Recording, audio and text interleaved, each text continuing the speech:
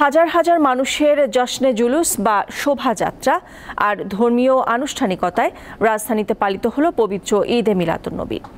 এ সময় আলেমরা বলেন, মহানবী হযরত মুহাম্মদ সাল্লাল্লাহু আলাইহি সাল্লামের জন্মদিন মানব জাতির জন্য বিশেষ রহমতের।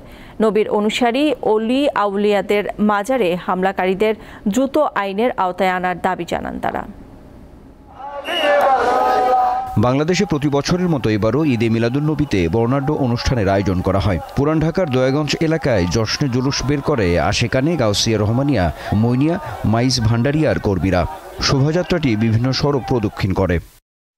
570 সালের এই দিনে অর্থাৎ 12 রবিউল আউয়াল সৌদি আরবের মক্কায় সম্ভ্রান্ত কুরাইশ বংশে জন্ম নেন মহানবী হযরত মুহাম্মদ সাল্লাল্লাহু আলাইহি সাল্লাম।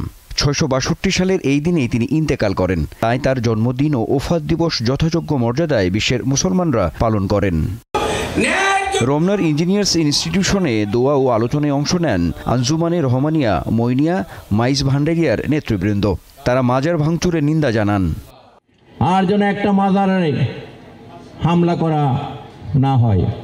এগুলো আমাদের ইসলামের সংস্কৃতি, ইসলামের কৃষ্টি কালচার, ইসলামের সৌন্দর্য। এই সৌন্দর্যকে যারা আজকে ধ্বংস করতে চায়, এই সমস্ত উগ্রবাদীরা, এদেরকে চিহ্নিত করে আইনের আওতায় আনতে হবে। দোয়া মাহফিল ও জশ্নে জুলুসে অংশ নিতে সমবেত হন অসংখ্য মুসল্লি। আল্লাহর কাছে ফরিয়াদ, ভালোভাবে দেশ চলুক, দেশে মানুষ শান্তিতে থাকুক। মাজারগুলো যেন ভাঙা না হয়। ওলি আল্লাহর দেশ এই দেশ বাংলাদেশ।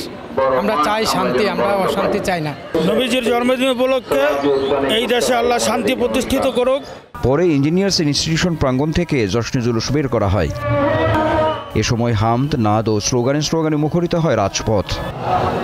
আনোয়ার হোসেন, দীপ্ত সংবাদ, ঢাকা। এদিকে যথাযোগ্য মর্যাদায় রাজধানীর পাশাপাশি সারা দেশে পালিত হচ্ছে পবিত্র ঈদে মিলাদুন্নবী। চট্টগ্রামে দেশের সবচেয়ে বড় জশ্নে জুলুস হয়েছে। এবারও এতে অংশ নিয়েছেন রেকর্ড সংখ্যক মানুষ। নগরীর 16 শহর জামিয়া আহমদিয়া সুন্নিয়া আলিয়া মাদ্রাসার সামনে থেকে শুরু হওয়া এই জুলুসকে ঘিরে উৎসবের নগরে রূপ নেয় চট্টগ্রাম।